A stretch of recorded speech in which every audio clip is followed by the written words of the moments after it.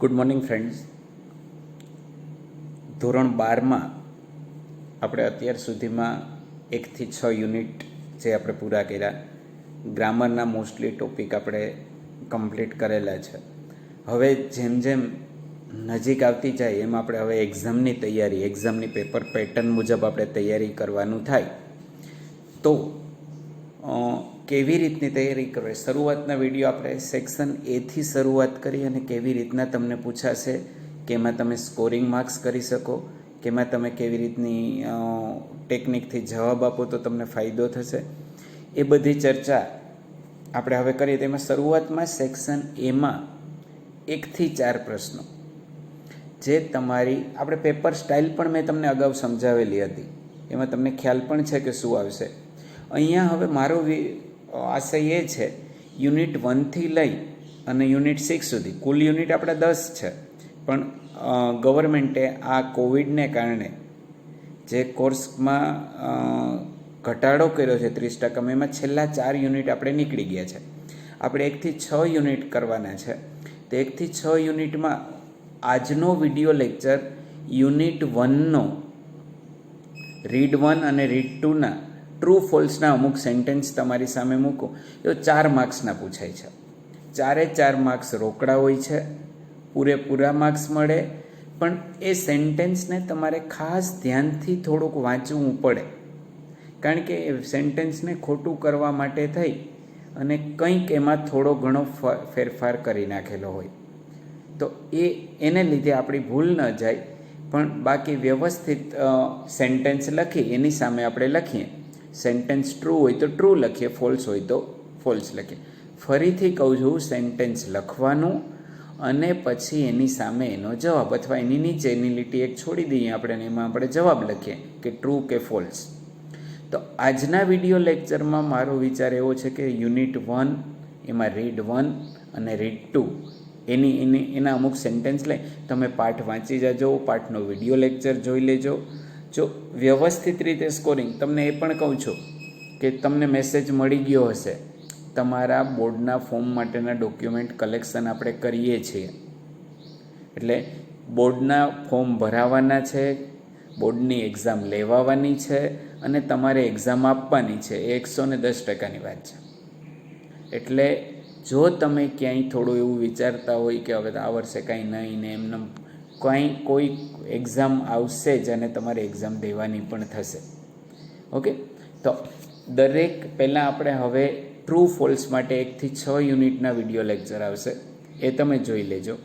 અને પછી આપણે સ્ટેપ બાય સ્ટેપ પેપરની પેટર્ન મુજબ, તો સેક્શન એમાં 1 થી 4 પ્રશ્નોમાં 1 થી 6 પાઠમાંથી પૂછાશે. એમાં પોએમ પણ આવી જાય અને આપણો પ્રોઝ પણ આવી જાય દરેક. તો જો અહીંયા સેન્ટેન્સ તમારી સામે છે.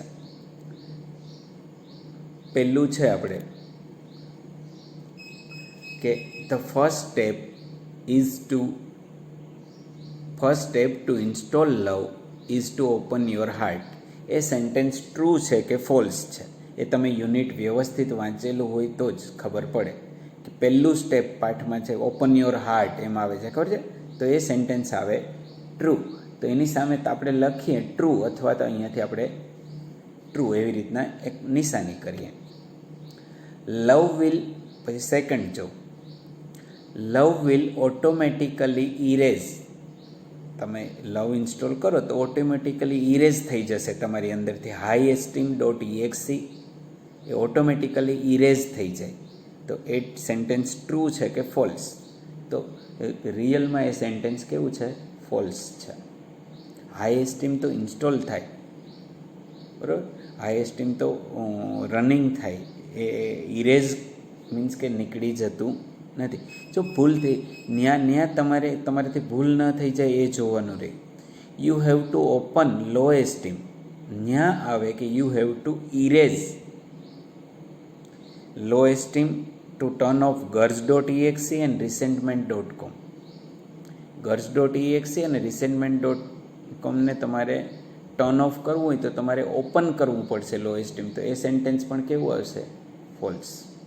જો તમારે શક્ય હોય તો તમારે સ્પેલિંગ લખવાનું છે, ટ્રુ અને ફોલ્સ. સેન્ટેન્સ લખી અને પછી તમારે એ લખવાનું રહે. યુ હેવ ટુ, ફોર્થ જોઉં, you have to connect to other heart to get update of love. લવને અપડેટ કરવું હોય તો you have to connect your heart to another heart. બીજા હાર્ટ સાથે એને શું કરવું જોઈએ? કનેક્ટ કરવું જોઈએ, એવું કે એ સાચી વાત છે. તો એ સેન્ટેન્સ કેવું આવશે? ટ્રુ. એટલે આ તમને ક્યારે ખબર પડશે? જો તમે યુનિટ વ્યવસ્થિત સમજેલા હશો તો, નહીં તો ખબર પડશે નહીં. There is an error message. Error message શું છે બરાબર? તો તમે જોતા હશો પહેલાંમાં એ પાઠની શરૂઆતમાં જ આવે તો 412 which is says program is not running. 413 અહીંયા છે. એરર મેસેજ તો શું આવતો હતો? 412 આવે. તો અહીંયા આ સેન્ટેન્સ કેવું આવશે? ફોલ્સ આવશે. છઠ્ઠું જોઉં, you have to love your own machine before it can love others. તમારે તમારા પોતાના મશીન્સને લવ કરવો પડે before it can love others. એ બીજા મશીનને લવ કરતાં પહેલાં તમારે તમારી જાતને શું કરવું પડશે? કે તમારે તમારા મશીનને લવ કરવો પડશે.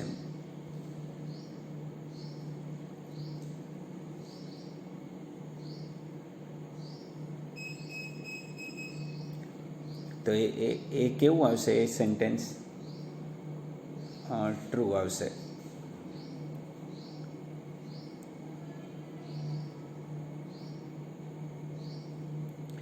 You have to love your oven machines before it can love others. તો એ સેન્ટેન્સ કેવું રહેશે?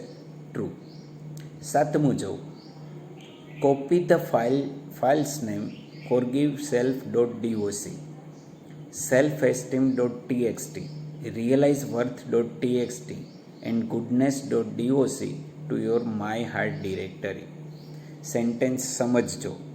કોપી ધ ફાઇલ્સ નેમ, આ ફાઇલને કોપી કરો. કયું? ફોરગીવ સેલ્ફ, કે ભાઈ ઘણી વખત ભૂલી જવું જોઈએ આપણે અમુક બાબતો. સેલ્ફ એસ્ટીમ .txt એને આપણે સ્વાભિમાન.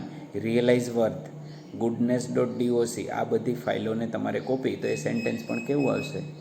ટ્રુ. હવે આપણે 8મા સેન્ટેન્સ ઉપર જઈએ.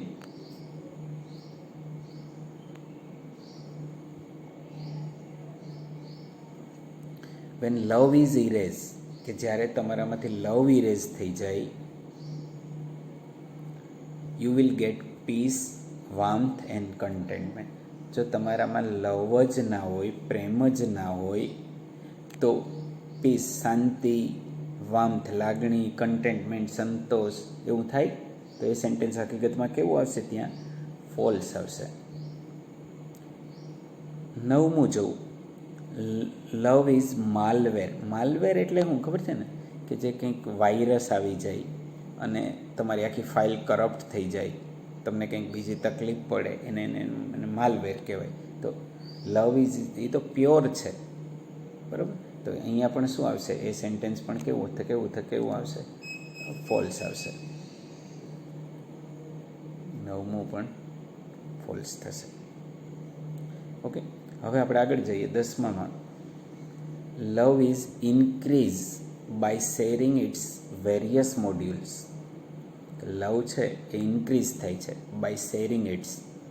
તમે એને શેર કરો કોઈની સાથે, એટલે એમ એનામાં જુદા જુદા મોડ્યુલ, પર્સન વી મીટ, જેને આપણે મળીએ એમાં લવમાં ઇન્ક્રીઝ, વધારો થતો જાય છે. તો એ સાચી વાત છે. તો એ સેન્ટેન્સ કેવું આવશે? તો કે ટ્રુ આવશે ને. ઓકે, આપણે રીડ 1ના જોયા 10 સેન્ટેન્સ. પણ તમારે જો આની સાથે હું તમને હોમવર્ક આપું છું, રીડ 1માંથી તમારે એવા 10 સેન્ટેન્સ શોધો કે જે ટ્રુ અને ફોલ્સ બનાવો. એ તમારો હોમવર્ક છે. હવે આપણે જઈએ રીડ 2 ઉપર, કે રીડ 2માં કેવી રીતના. રીડ 2 છે આપણું પોએમ છે ને. મોસ્ટલી છે ને પોએમ કરતાં યુનિટમાંથી જ પૂછાય છે, પણ છતાં આપણે જોઈ લઈએ. અહીંયા સનરાઈઝ ઓન કાંચનજંઘા, એમાં પહેલું છે, જો હિમાલયસ ક્વીન ઇઝ કામ એન્ડ સિરીન. તો એ સેન્ટેન્સ કેવું છે? ટ્રુ છે. તમારે એની સામે શું લખવાનું? ટ્રુ. પછી સેકન્ડ છે bright light lingers on the top of the mountain. તમે તમારી સામે ટેક્સ્ટ બુક પણ લઈને બેસજો.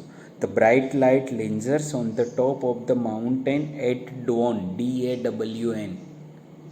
Bright light lingers on the top of the mountain. કે બ્રાઇટ લાઇટ છે એ ટોપ ઉપર ટકી રહી છે ક્યારે? At the dawn, DAWN. Dawn એટલે વહેલું પ્રભાત, વહેલી સવાર. તો એ તો ખોટી વાત છે, વહેલા પ્રભાતમાં કંઈ ટોપ ઉપર થોડું હોય છે અને લિન્જર્સ કન્ટિન્યુઅસ થોડી રહી છે. તો ત્યાં એ સેન્ટેન્સ કેવું આવે? તો કે ફોલ્સ આવે. પછી જો third, the morning sky on the Kanchenjunga is coloured with purple glory. તો એ સેન્ટેન્સ ટ્રુ આવશે. તો કે મોર્નિંગ સ્કાય, વહેલી સવારનું કાંચનજંગાનો કલર કેવો હોય છે? Purple glory. પછી ફોર્થ જો સ્કોર્ચિંગ સન રેઝ. સ્કોર્ચિંગ એટલે વેરી હોટ, એકદમ તડકો જોરદાર હોય ત્યારે સૂર્યના કિરણો છે snow covered peak. Snow covered peak, આખું સ્નો બરફથી કવર થયેલું પીક, જે શિખર્સ છે એની ઉપર સ્પ્રેડ થયેલા હોય.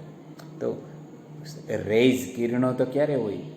જ્યારે સૂર્ય ઉગતો હોય એ સમયે, અથવા સનસેટ થતો હોય એ સમયે હોય. સ્કોર્ચિંગ હોટ હોય ત્યારે તો રેઝની ક્યાં વાત આવે? પૂરેપૂરો. તો એ સેન્ટેન્સ કેવું આવશે? ત્યાં ફોલ્સ આવશે. ફોર્થ છે એ. એટલે આ રીતના તમે પોએમ પહેલાં સમજેલી હશે.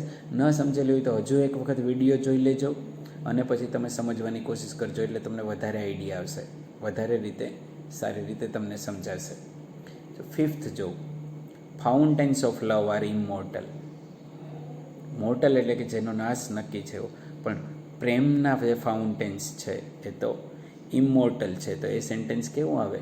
ટ્રુ. પણ તમને ખ્યાલ હોય તો ને ઇમોર્ટલ કોને કહેવાય, તો તમે સમજી શકો ને. પણ તમને એ જ ખ્યાલ ન હોય તો તમે ક્યાં જોવા જાઓ કે તમને ઇમોર્ટલ એટલે શું? એટલે આ રીતના આપણે આ વિડીયો છે એ ફર્સ્ટ યુનિટ માટે છે. ફર્સ્ટ યુનિટના રીડ 1 અને રીડ 2. પણ તમને હું જે અત્યારે હોમવર્ક આપું છું એ પણ જોઈ લેજો. તમારે પોએમ અને પેલું કેન યુ ઇન્સ્ટોલ લવ, બેયમાંથી પોએમમાંથી 5 અને કેન યુ ઇન્સ્ટોલ લવમાંથી 10 એવા 15 સેન્ટેન્સ બનાવવાના. આખું યુનિટ સમજવાનો. તો જ તમને જો પૂરેપૂરા માર્ક્સ મળે. 4 માર્ક્સ મહત્ત્વના છે. કોઈ માર્ક્સ તમારા ખરાબ અક્ષરથી કોઈ કાપી શકે નહીં અને તમને પૂરેપૂરા માર્ક્સ એકસાથે મળી જાય. ઓકે, તો અત્યારે આપણે જે જોયું એ તમે પહેલું કેન યુ ઇન્સ્ટોલ લવના 10 સેન્ટેન્સ જોયા, એક જસ્ટ એક્ઝામ્પલ તરીકે છે. પછી કાંચનજંગાના 5 જોયા, એ પણ તમને સમજાણું હશે. છતાં પણ તમે પાઠ વાંચી અને વધારે પડતી પ્રેક્ટિસ કરજો. જો આપણે સ્ટેપ બાય સ્ટેપ હવે પેપર સ્ટાઇલ મુજબ વિડીયો કરતા જઈએ છીએ. અત્યાર સુધી આપણે શીખતા હતા એમ કહીએ તો ચાલે. અત્યારે આપણા આ બધા વિડીયો કેવા છે આમ જોવા જઈએ તો એક રૂટીનમાં, એક તમને રિવિઝનના ભાગરૂપે છે. બરાબર? એટલે યુનિટ જોઈ લેજો. તમારી પાસેથી વિડીયોની લિંક કદાચ ડિલીટ થઈ ગઈ હોય તો મને કહેજો, હું ફરીથી તમને લિંક મોકલી દઈશ.